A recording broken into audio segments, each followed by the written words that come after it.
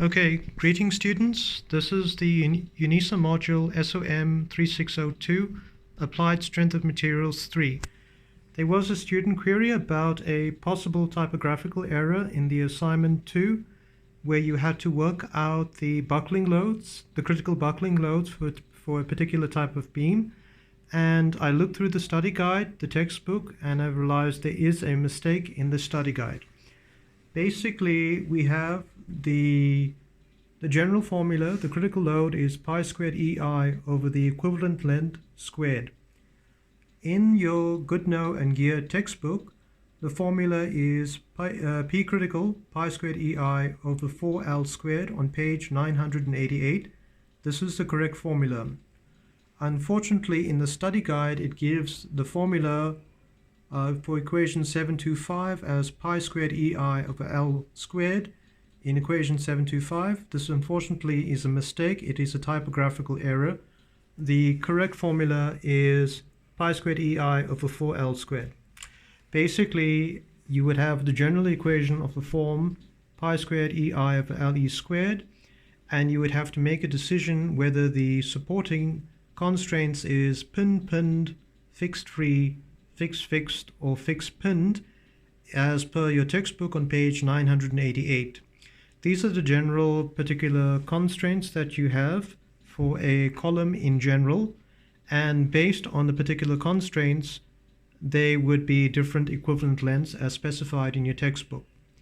So the general formula would stay the same, pi squared EI over some equivalent length, and in the textbook the equivalent length is 2L, so 2L squared is equal to 4L, and in the study guide there's basically a typographical mistake. It worked out the equivalent length as twice the column length, but there was a typographical error. So when you're doing your calculations for assignment 2, just use the formula in the Goodnow and Gear textbook. Basically, you should remember that when you're working out moments of inertia, you have an arbitrary area, you choose a particular axis, and you work out the moment of inertia with respect to that particular axis. So in general terms, these are the formulas that you would have for an arbitrary shape. Ixx, integral of y squared over the area, and Iyy is integral of x squared over the area. An easy way of looking at that is in the following sense. Okay, this is your general formula. You choose a particular axis, let's say the x-axis. Then you take the perpendicular distance, and there's an area element over there. And when you work out the integral, it is basically working out the distances squared.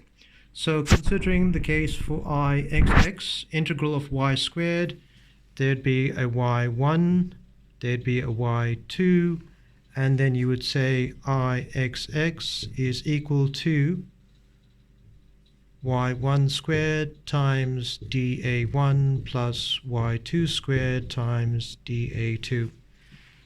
And you would take multiple areas for that region. Obviously, you don't need to work out things from first principles. In this course, we'll just use the formulas, and you would say there's an I-beam of, let's say, an I200N beam, for the sake of argument. You would go to your textbook, and then you would choose the particular axis. In the textbook, they give you an H-beam with a particular cross-section. So you have an H cross-section, and they give you some axes. And essentially what happens is they choose a particular coordinate system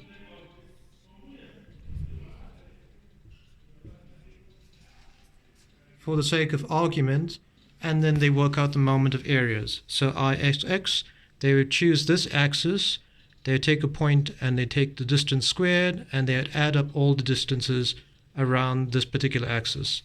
And if they're doing Iyy, they would work out the distances of the x's. This would be an x1, this would be an x2, and so on and so forth. So when you do the calculations for an H-beam, you would have, in general, two different moments of inertias. Essentially what happens is you would have a so-called strong axis and a weak axis. That basically means the beam can buckle in either the direction 1, 1 or the direction 2, 2. One particular axis is a strong axis in inverted commas, the other axis is a weak axis. And in the problem that is given in your textbook, they have a beam. This is the ground, basically. And then there's a top. And then you must think very carefully, what is the constraint in the direction 2, 2, and what is the constraint in the direction of the axis 1, 1. So in one particular direction, the beam may be able to buckle freely. In the other particular direction, the beam might not be able to buckle. And depending on the criteria of how it is constrained, you would have different boundary conditions. Basically, is it pinned, or is it fixed or free? And based on the different conditions, you would actually have different equivalent lengths. And then if you have different equivalent lengths, by implication, you would have different critical loads. So the question is, you would basically have to decide which is the loads in a particular direction.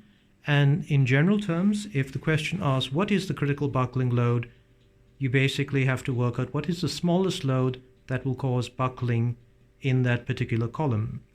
So this question is part of your assignment 2. You have to think carefully about how you want to do the calculations.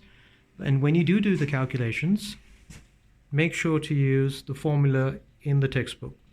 The formula in the study guide, there's a typo. Use the formula in the textbook. All right, students, good luck with your assignment submissions. Thank you. Bye.